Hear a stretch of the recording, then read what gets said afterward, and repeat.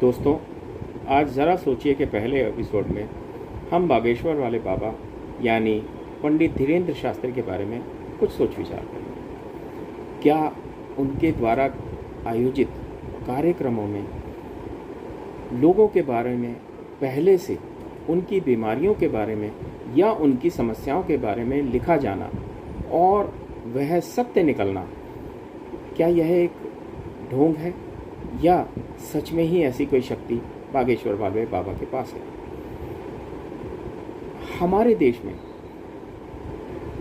ऐसे अनेक व्यक्ति हुए हैं जिनके पास ईश्वर द्वारा दी गई सुपरनेचुरल पावर्स अर्थात ऐसी शक्तियां हैं जिन शक्तियों के बल पर वो एक आम व्यक्ति के से हटकर कुछ नया कर पाते हैं, कुछ अलग कर पाते हैं, जिसे देखकर ऐसा लगता है कि यह मानव के लिए संभव नहीं है। हम अगर महाभारत काल की बात करें तो महाभारत काल में संजय, जिसके पास एक ऐसी शक्ति थी, जिसके पास ऐसी दिव्य दृष्टि थी जिससे कि वे दूर का देखकर बता सकते थे, वे सैकड़ों किलोमीटर दूर बैठे व्यक्ति के बारे में बता सकते थे, वे देख सकते थे, कई किलोमीटर दूर से देख सकते थे।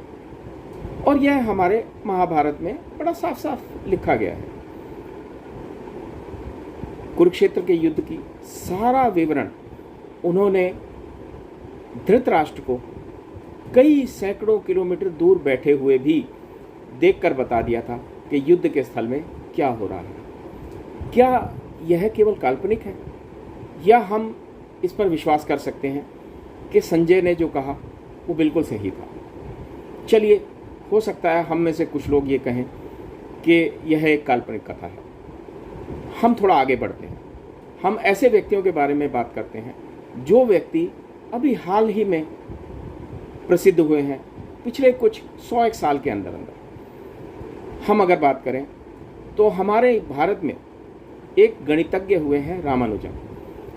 वो एक बड़े ही साधारण से व्यक्ति थे, लेकिन उनके पास एक ऐसी शक्ति थी जिससे वो किसी भी गणित की समस्या का हल चुटकियों में निकाल देते थे। वो विश्व भर में प्रसिद्ध हुए। उनके पास ऐसी शक्ति थी कि जिसको देखकर उनको अमेरिका तक से निमंत्रण आए। उनको पूरे विश्व में अनेक पटलों पर बिठाकर उनके टेस्ट किए गए। सबने ये जाना कि हाँ, ये बात सत्य है कि ये कंप्यूटर की तरह काम करते हैं। हम थोड़ा आगे बढ़ते हैं, शकुंतला देवी की बात करते हैं, जिनके ऊपर पीछे कुछ ही दिनों पहले फिल्म भी बनी थी। शकुंतला देवी में एक ऐसी अद्भुत शक्ति थी जिससे वो किसी भी अलजेब्रा की प्रॉब्लम को 2 मिनट के अंदर सॉल्व कर दिया करती थी। 2 मिनट, शायद मैं बहुत ज़्यादा समय बता रहा हूँ। कंप्यूटर के हल करने से पहले वो गणित की समस्या को हल कर दिया करती थी। हम शकुंतला देवी को मानने को तैयार हैं, हम रामानुजम को मानने को तैयार हैं, हम संजय को मानने को तैयार हैं, तो बागेश्वर वाले बाबा की शक्तियों को मानने को क्यों तैयार नहीं है? हम क्यों नहीं मान लेते कि जो वो कह रहे हैं वो सही है? अनेक चैनलों ने हमारे जाकर उनको हर तरह से उनकी परीक्षा लेने की कोशिश की, लेकिन वो सफल नहीं हुए। बागेश्वर वाले बाबा की जितनी भी बताई हुई समस्याएं हैं लोगों के बारे में, वो सभी सत्य निकली। हम इस बात को क्यों नहीं मान लेते कि ऐसी अद्भुत शक्तियां इस सृष्टि में कुछ लोगों के पास होती हैं जो ईश्वर ने उन्हें प्रदान की होती हैं? चलिए, हम थोड़ा और आगे बढ़ते हैं। आप अगर गूगल करेंगे तो एक विम हॉफ के नाम से एक व्यक्ति हैं जिन्हें आइसमैन के नाम से भी जानता है।